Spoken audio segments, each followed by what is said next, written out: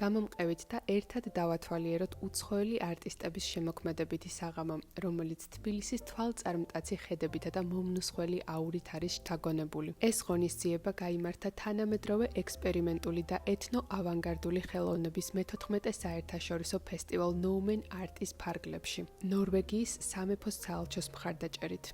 საიდან წამოვიდა ამ ღონისძიების იდეა?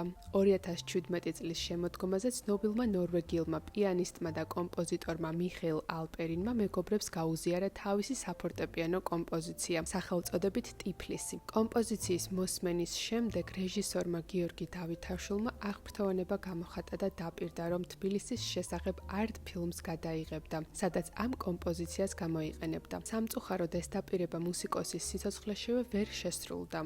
2018 წლის 11 მაისს მიხეილ ალპერინი გარდაიცვალა. ცოტა ხნის წინ გიორგი გაოცებული დარჩა დიმიტრი ზვერევის ფოტოებით, რომელიც უკვე 2 წელია თანამედროვე თბილისის ფოტოქრონიკას ქმნის. მოულოდნელად გაჩნდა იდეა, რომ მიხეილ ალპერინის გარდაცვალების დღეს 11 მაისს მოეწყოთ ამ უნიკალური მუსიკოსის საღამო, სადაც კომპოზიცია ტიფლისი და დიმიტრი ზვერევის თბილისური ფოტოსამყარო ერთმანეთს შეერწყმებოდა. მუსიკისა და ფოტოგრაფიის ეს უნიკალური გადაკვეთა თბილისში ცნობილ გალერეა იარტში გაიმართა. საღამოს ფარგლებში ჩატარდა იმპროვიზაციული მუსიკის კონცერტიც. მე როგორც ქართველს ძალიან მახარებს ის ფაქტი, რომ ჩვენი ლამაზი ქვეყანა და დედაქალაქი დღემდე უამრავი ხელოვანის შთაგონების წყაროა. აქვე მახსენდება იოსებ ნონეშვილის ლექსი: მიყვარს თბილისო, დასაფიცარო, შენი ცა, შენი მიწა ქართული, შენი საღამო, შენი ცისკარი, მთები დარაჯად წამომართული.